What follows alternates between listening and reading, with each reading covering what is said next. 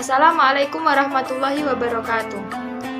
Kami dari kelompok 7 mata kuliah Studi Al-Quran dan Hadis akan mempresentasikan makalah kami dengan judul Klarifikasi Hadis berdasarkan kualitas dan nilai kehujahan, yang beranggotakan saya sendiri Anis Wakotul Maufiroh, Tunjung Anjani, dan Era Nurul Rosidah. Yang pertama yaitu hadis makbul. Dalam bahasa, kata makbul artinya diterima. Hadis itu dapat diterima sebagai hujah dalam Islam karena sudah memenuhi beberapa kriteria persyaratan. Adapun menurut istilah, hadis makbul adalah wa huwa ma tarajaha sidqi khabir anhu, yang artinya hadis yang unggul pembenaran pemberitahuannya. Hadis makbul terbagi menjadi dua macam, yaitu yang pertama hadis sahih dan hadis hasan. Hadis sahih, kata sahih dalam bahasa artinya orang sehat. Maksud dari hadis sahih adalah hadis yang sehat dan benar, tidak terdapat penyakit dan tidak cacat. Sedangkan menurut istilah, hadis sahih adalah wa ma ittasala sanaduhu binaqli adli dhabit kamil an mislihi wa khalafin syududi wal iladi, yang artinya hadis yang mutasil atau bersambung sanadnya diriwayatkan oleh orang adil dan dhabit atau kuat daya ingatannya, sempurna dari sesamanya, selamat dari kejanggalan, syadz dan cacat atau ilat. Selanjutnya yaitu hadis sahih mempunyai 5 kriteria. Yang pertama, persambungan sanad, setiap rawi bertemu dan menerima periwayatan rawi dari sebelumnya, baik secara langsung ataupun secara hukum. Yang kedua, keadilan para rawi, yang artinya seimbang atau meletakkan sesuatu pada tempatnya. Yang ketiga, para rawi bersifat dhabit, yang artinya para rawi memiliki daya ingat hafalan yang kuat dan sempurna. Yang keempat, tidak terjadi kejanggalan, maksudnya periwayatan orang yang terpercaya. Yang kelima, tidak terjadi ilat, maksudnya hadis tersebut tidak cacat. Kehujahan hadis sahih yaitu hadis yang telah memenuhi persyaratan. Hadis sahih wajib diamalkan sebagai hujah atau dalil syara' sesuai dengan ijma' para ulama dan sebagaimana ulama usul dan fikih. Yang kedua adalah hadis hasan.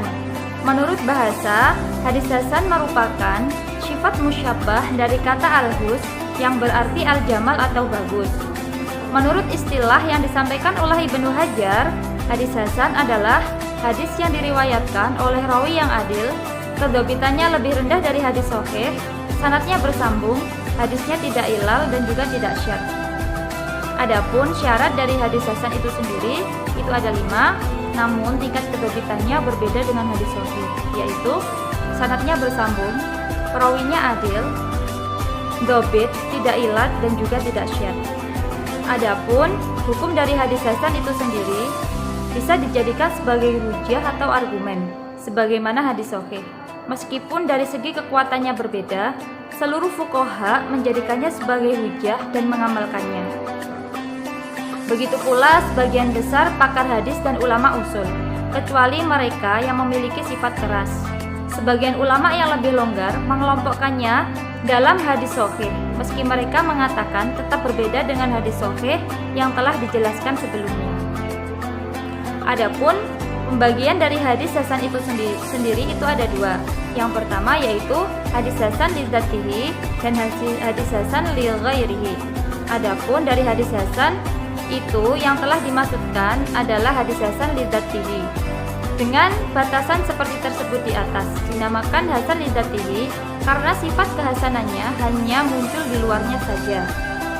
Dengan demikian, hasan li dzatihi ini dengan sendirinya telah mencapai tingkatan sahih dalam berbagai persyaratannya, meskipun nilainya sedikit di bawah hadis sahih berdasarkan ingatan para perawinya. Yang kedua, hadis hasan li ghairihi adalah hadis dhaif yang memiliki sanad lebih dari 1. Sanad-sanad yang ada menguatkan sanad yang dhaif tersebut. Ada juga yang mendefinisikan hadis hasan li ghairihi sebagai hadis yang dalam isnadnya tersebut orang yang tidak diketahui keberadaannya. Tidak bisa dipastikan kelayakan ataupun ketidakkelayakannya. Namun, ia bukan orang yang lengah yang banyak berbuat salah dan tidak pula dituduh sebagai berbuat dosa. Sedangkan matanya telah didukung oleh mutabi dan para syahid. Yang selanjutnya adalah hadis mardud. Mardud dalam bahasa lawan dari makbul, yaitu ditolak atau tidak diterima. Penolakan hadis dikarenakan tidak memenuhi beberapa kriteria persyaratan yang telah ditetapkan oleh ulama. Sedangkan menurut istilah adalah hadis yang tidak unggul pembenaran pemberitahuannya. Pembagian hadis mardud adalah hadis dhaif. Hadis dhaif dari segi bahasa, dhaif berarti lemah. Kelemahan hadis dhaif karena sanad dan matanya tidak memenuhi kriteria hadis kuat yang diterima sebagai hujjah. Sedangkan menurut istilah, hadis yang tidak menghimpun sifat hadis hasan sebab satu dari beberapa syarat yang tidak terpenuhi. Hukum periwayatan hadis dhaif. Hadis dhaif tidak identik dengan hadis maudhu atau hadis palsu. Di antara hadis dhaif terdapat kecacatan para perawinya yang tidak terlalu parah, seperti daya hafalan yang kurang kuat, tetapi adil dan jujur. Maka para ulama memperbolehkan meriwayatkan hadis dhaif sekalipun tanpa menjelaskan kedhaifannya dengan dua syarat, yaitu yang pertama, tidak berkaitan dengan akidah seperti sifat-sifat Allah. Yang kedua, tidak menjelaskan hukum yang berkaitan dengan halal dan haram. Selanjutnya, sebab kedhaifan rawi, yaitu yang pertama, karena cacatnya kualitas pribadi.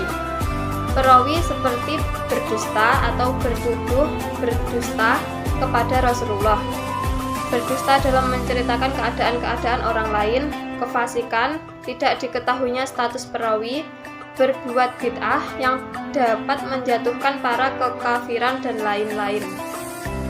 Sebab kecacatan rawi dalam segi kedhobitan.